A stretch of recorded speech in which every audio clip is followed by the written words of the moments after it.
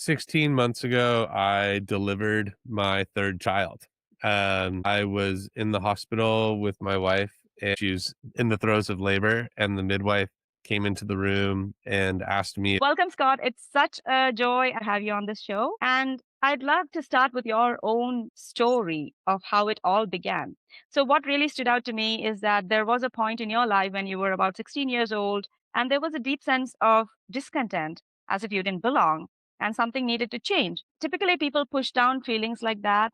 But instead of ignoring that, you and your parents gave it space, and that takes courage. So, I would love to know from you, how did you move from that feeling of this isn't what I want into something that became a defining, almost dream come true like experience for you?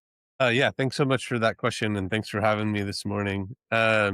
So for me, when I was about 16 years old, like you said, I didn't really feel connected to my community. I wasn't really performing very well at school. I was struggling to build positive relationships, making poor decisions, and really needed a way to just like get away from my environment and started exploring different opportunities where I could really ground myself with the natural world, ground myself on the planet. And I found a program on board a tall ship called Class Afloat. And that program took young people like myself to sail nearly all the way around the world for a semester or 2 semesters, up to a year amount of time. And I applied for the program, got in, and flew with my parents to Puerto Rico, where I got on board an 185-foot barkentine, which is a three-masted tall ship, big square sails on the front. If you imagine a pirate ship, it's a bit like that. And we bounced along the top of South America before going through the Panama Canal, crossing the Pacific twice, crossing the equator twice, and ended in Canada after 6 months. And like you said, it was really a dream come true for me. It gave me the opportunity to reconnect with myself, to build a community of like minded friends and colleagues and mentors, and to connect with culture, really like burst the bubble that I was living in for most of my life up to that point. I remember crossing the Pacific, looking up at the stars, talking to two of my teachers, and one of them said, "You know, Scott, everywhere in the world, people are always going to need to learn and people are always going to be sick.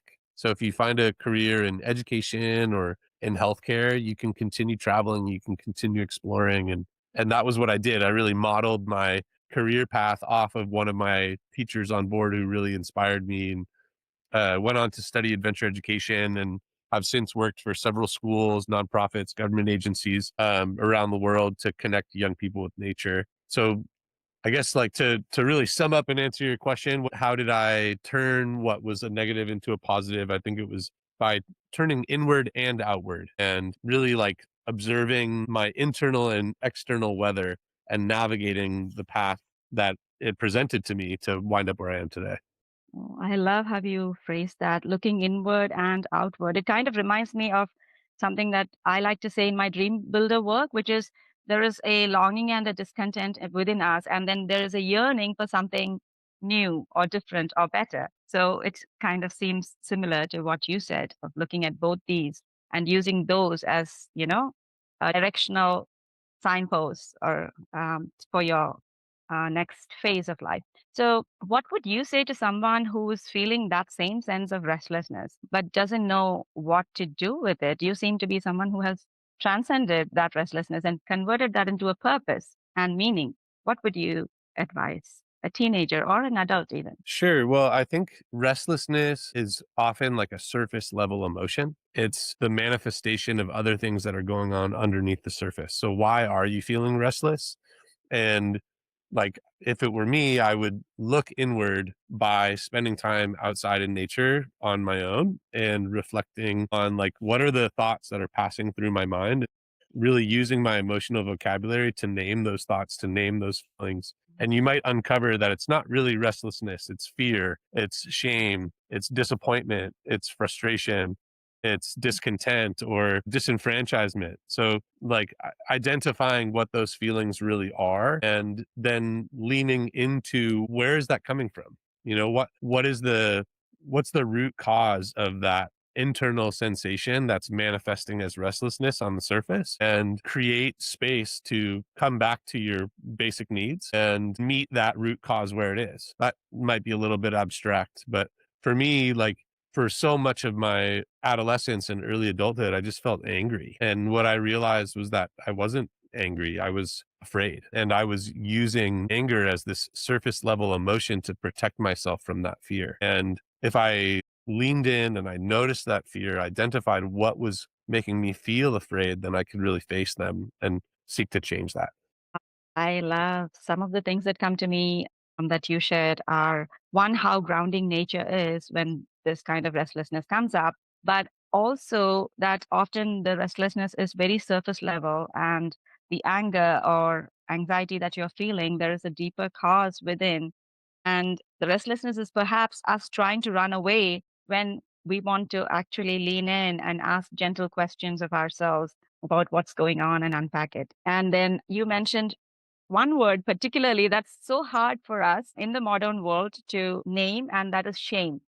And, shame is something that really wants us makes us want to hide and, abandon ourselves when really what we want is compassion and kindness and sitting with that feeling.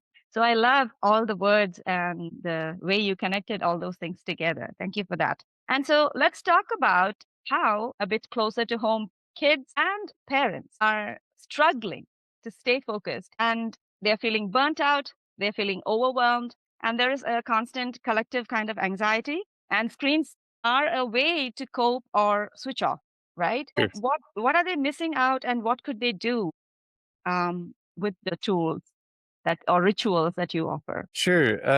Well, we have these like finite pools of worry right now in all these different categories of life, whether it's like politics or economics or family life or career. And there's only so much we can really care about at any given moment. But it seems like for so many people across the world right now, you look in every direction and things are just spilling over and overflowing, flooding your finite pools of worry. And so it makes a lot of sense that people would be feeling anxious, people would be feeling restless and afraid or frustrated or disappointed. Screens, like you say, provide us with, a flood of dopamine, a flood of these positive chemicals in our brains that help us to feel good. And it might provide us with a sense of temporary relief, but eventually our brains can become dependent on that dopamine and like need a constant stream, particularly for folks that identify as neurodivergent. So it might be counterintuitive, but really we need to be putting the phone down and be reconnecting with ourselves, with our communities, with the world around us to build the stamina to deal with the stress and overwhelm of the world at the moment right now. And the physical, mental, and emotional health benefits of spending time in nature are like well known and they're well studied. Even just spending 15 minutes in a green space or looking at a body of water can have a significant impact on our mental health. So some of the rituals that I offer are like a standard daily practice of engaging with nature that's available to you. So few of us have the opportunity to get outside into a beautiful place because we have obligations, we have careers, we have things that we're taking care of. We might live in a heavily urban environment that's considered park poor or lacks access to public outdoor space. So even in an urban environment, we can sit quietly with ourselves and turn our observation outward to take in what's happening around us. The way that I describe that, I call it a sit spot. And being in a sit spot, you want to make that a daily practice over the course of an extended period of time so that you can start to observe and notice seasonal changes that are happening in the environment around you. And what you might notice is that that mirrors the seasonal changes that are happening inside us as well. Like I can describe a time I was sitting in my sit spot and got bit by a mosquito, and I felt the itch of that mosquito bite, and I refrained from itching it and just sat and continued to observe nature around me. And before I knew it, the itch was gone. And the same can be true for emotions. That overwhelming feeling is inside and you can't seem to turn away, but if you sit in it, you turn your observation outward, you'll realize it just dissipates. Your mind wanders. It's a natural thing. Um, so that would be, one daily practice that you could incorporate into your life, but there's also all kinds of different ways that you can incorporate more expeditionary activities, whether it's hiking, biking, surfing, sailing, and those have an immense number of transferable skills, ranging from being observant of the objective hazards in your environment and adjusting your decision making or adjusting your technique based off of those objective hazards. And the same is true in the workplace. The same is true in our daily lives with our families. There are objective hazards, there's human factors that are influencing our ability to make sound decisions. And if we pause, we observe, we reflect, we can end up making better decisions and approaching things more healthily. Wow. So pretty much everything that we could do to help ourselves feels counterintuitive in the moment because here we are trying to rush through the day, get through things, get everything completed and long to-do lists. And really what we want, what our we are craving is the permission to sit in one spot for even just a few, is it a few minutes? Yeah, it could be as little as 5 minutes, which can feel really challenging for a lot of people in today's day and age when we're like constantly being bombarded with instant gratification in all these different ways. You know, whether you're using AI to answer a question immediately or whether you're scrolling through your phone to find the most fulfilling feed possible, sitting for 5 minutes can be tough. But just that daily practice, like I said, can help you build the stamina that's needed to have emotional resilience and to regulate your emotions in those most challenging moments. It's like a workout, you know, the more Mhm. that you exercise, you strengthen that muscle. The same is true with our mental and emotional health. Yeah. So the muscle that we want to work out is the muscle that helps us build stamina to resist these false urgency kind of reacting and responding to false urgency and seeing ourselves as part of nature, as part of the seasons, one with those changing elements and being okay with the changes, being okay with that bite. And also the other thing that strikes me when from what you said is that often we are scratching the wrong itch because when we could be, we are coping with screens, we are scratching those itches. But when the real itch is for us to build capacity, to lean into a different kind of discomfort and build that stamina. So I love everything that you shared. So can you tell me, since you've worked with kids and adults for a long period of time, what are the changes? Like if you could share an experience with one kid or a group that has been transformed by this practice, what has changed for them?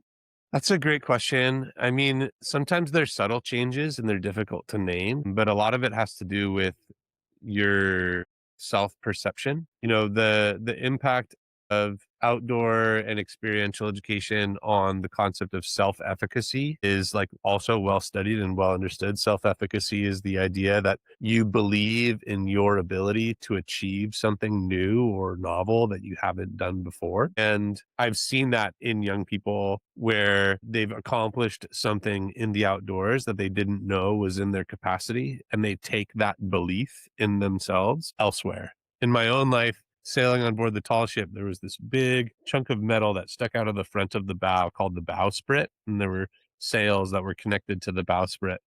And one of my classmates would dive off of the end of the bowsprit into the ocean when we would have something called swim call out in the middle of the ocean. You couldn't see land in any direction. And It it sounds was, terrifying.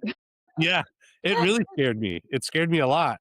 And over time, I built up the confidence to stand on the end of the bowsprit and dive into the ocean. And for so much of my life, when I'm faced with a difficult decision or a difficult action or something that feels challenging, I remind myself, well, I dove off the bowsprit. I'm pretty sure I can do this. So there are moments like that all the time in nature by spending time in the outdoors and by expanding our skill set to take on expeditionary activities. Oh, I love that. I think the thing that comes to me is that nature is a gentle teacher and nature allows you to stretch as much as you would like. There is no pushing, but the opportunity, the potential is always held out to you that you could do this if you want. I think it's very invitational. And I think that's what I love about the experience you shared. So, as humans, we are wired to control situations when things get tense. I mean, it's natural to tighten up our muscles and take charge. So, how do you transfer these skills and these capacities into, a corporate world or a meeting room, a team meeting? When things get tense, how do you use these to stay in the room when things get hard?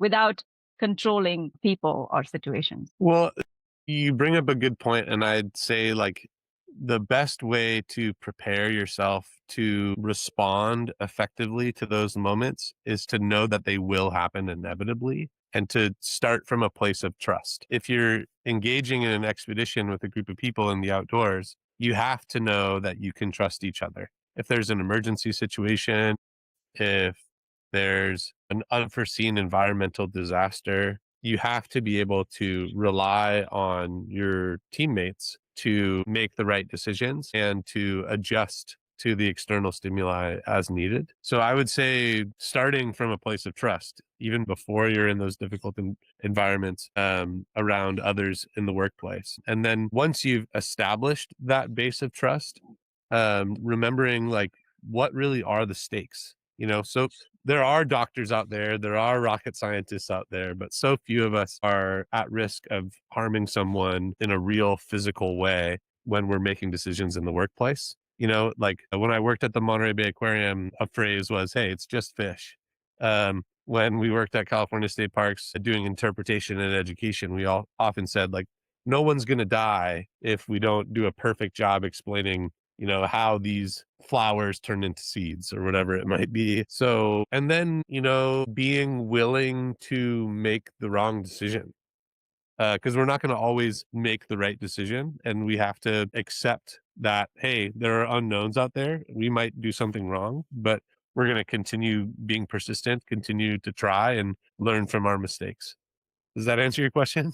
Yeah, that's beautiful. I love how you spoke about trusting the other members of the team. And I think that begins with the self trust that you build within yourself that Absolutely. allows you to bring that presence for anyone else who's struggling as well. And Hmm. if others have that, that's great as well, right? And so that helps you to build that trust within the team. So the first was like building that trust, and the second was knowing that the stakes, right? Sometimes that perfectionism comes in the way, and we imagine that the stakes are way higher, but we are not surgeons, we are not flying a plane, we are not really in that kind of environment for most of us in our workplaces or in our homes. And, so just being willing to give ourselves that grace, I think, is so important.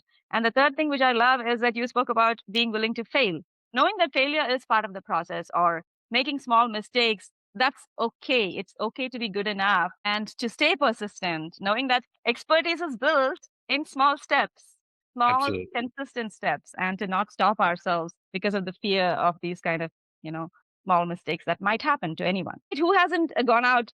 Right now, I'm actually wearing socks of different colors, and I'm like, well, it's all good.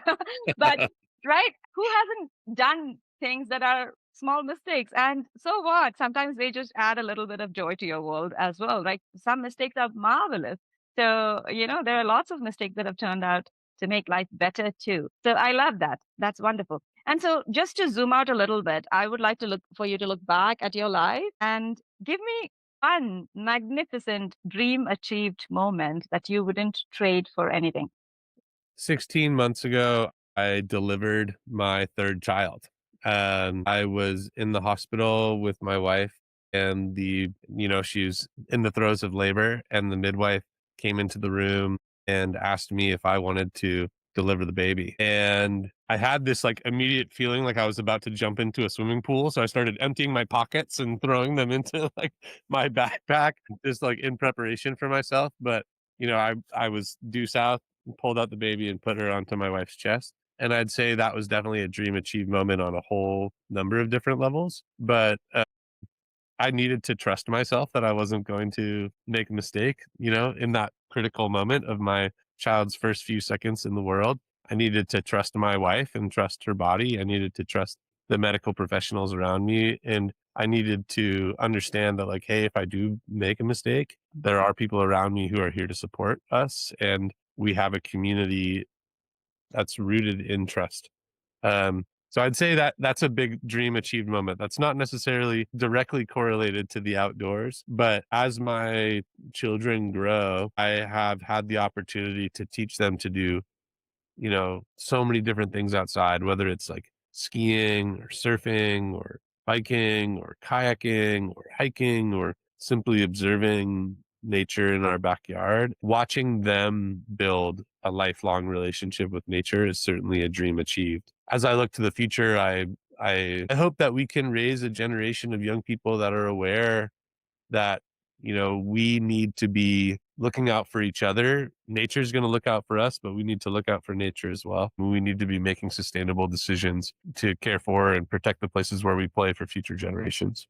Oh, I love that. Thank you so much for sharing that beautiful personal moment in your life. I can hardly, like, kind of, if I was trying to imagine what it must feel like to be the first, because usually when a baby is born, it's the nurse or the doctor, and then sometimes they even take the baby away and clean her up or him up and then bring him or her back, right? So to be that person doing that and having the courage, see, often to really have these beautiful, magnificent dream achieved moments, there is a certain level of calculated risk taking. There is a high degree of trust in ourselves as well as in our team, or getting the support, making sure that that's available if you need it. And then courage to say yes to something that's novel, like you said, that you've never done before, Yeah, and trusting that it could work out. And then that memory sticks with you and supports you through so many challenges that come up.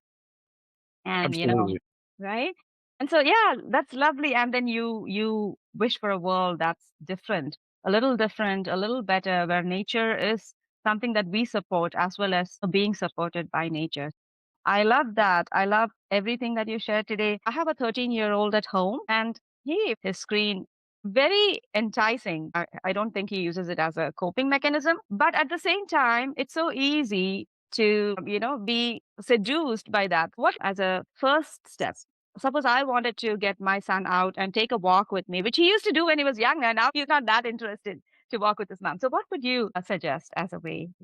Oftentimes people that are facilitating experiences for young people in nature feel like the screen needs to be like completely taken away from the young person. It needs to be totally detached. But there are so many different ways that you can use a screen now to leverage a connection with nature. Particularly, two things that come to mind are, and there's a tool called iNaturalist, which allows you to engage in community science on a global scale by going out into nature and taking observations and photographs or short videos or audio recordings of different phenomenon in nature. Say that you're on a walk in your neighborhood and you see an insect that you're curious about. You can snap a photo of it, upload it to iNaturalist, and scientists from around the world will help you identify that insect, and then it will contribute to scientific data that people are gathering about that particular insect around the globe. Another one is a great tool called geocaching. Geocaching's been around for a long time. It's essentially a global scavenger hunt that allows you to use a GPS device to find small hidden items that are literally everywhere around us. And by finding that small hidden item, there might be like little toys, trinkets, collectibles that you can gather, as well as adding your name to a logbook of people from around the globe that are contributing to this community and that society. And it's incredibly accessible now. You just have to go onto your Google Play or your App Store, download the app, and you can start exploring. So those are some real simple ways that you can use the screen that students are or young people are often, really motivated to utilize out in nature to engage young people in the types of behaviors that we would like them to use. Observation, exploration, adventure, trying new things.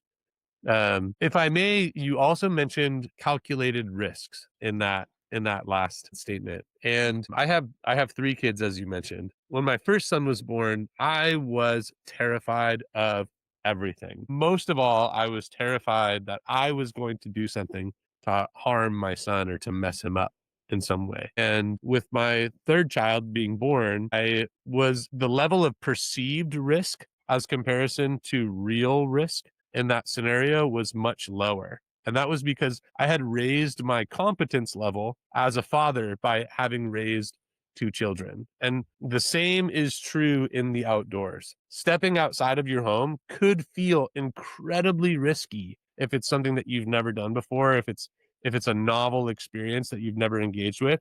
But then the real risk might be actually pretty low. Your risk of hurting yourself walking around in nature is significantly lower than your risk of getting into a car accident, for example. But by going out and practicing and engaging in these different types of experiences, you start to lower that real risk and or that perceived risk, and you can take on higher and higher risky activities in a calculated way, in a way that is keeping you from panicking, keeping you in like your stretch or your growth zone.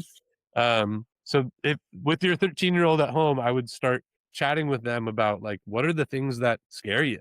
You know, what are the things in the outdoors that make you feel like nervous or anxious or afraid? And figure out with them how you can co-create experiences that challenge that fear and allow them to expand their comfort zone to take on higher and more calculated risks.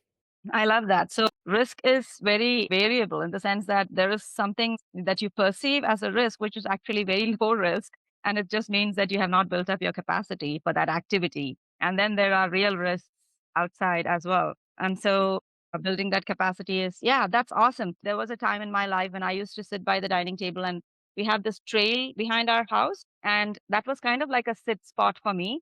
So I would sit there and watch people going by on there. Sometimes in the summer, it would be somebody on a unicycle, someone in a, small little motored kind of chair, right? All kinds of people. And even just stepping out seemed a little risky to me at that phase in my life. Sure. It was not the risk, it was just my nervous system state at that time that made me feel like that's very much a case of perception. And so, yeah, I love all the tools that you mentioned, the geocaching and how you're talking about not taking away anything completely or making something to be a villain or all bad, but just finding ways to bridge what it has with, what we would love. So basically, bridging between what is current and what is possible, Mhm. and finding ways to keep going back and bring them closer together, I guess. And they all seem very doable. So thank you very much for that. And for all the wonderful things that you shared today. I think this conversation is so very relevant. And it's not just for kids, obviously, but for many of us as parents and as adults. Because in my coaching, I see it every day. There are women navigating burnout. Sometimes they're carrying anxiety and they're holding so much. And they are turning for comfort to the very things that keep them disconnected even more. And it helps, like you mentioned, temporarily, it helps them giving them that feeling of being validated or being seen for just a second, that dopamine hit. But then in the long run it's actually taking them deeper and deeper. And so what I'm taking away from this is that it's not about doing more, it's about creating space, more sit spots for ourselves, occasions, right, and opportunities to reconnect, to listen to ourselves, to listen to what's going on outside and to come back to what is actually restorative for us. So thank you so much for joining me today, Scott. It was a wonderful, I don't know how, I think it's been about 35 minutes or so, and time just flew by like that. So thank you. Yeah, my pleasure. Thank you so much for having me, and I look forward to continuing the conversation in the future. Absolutely. Thank you.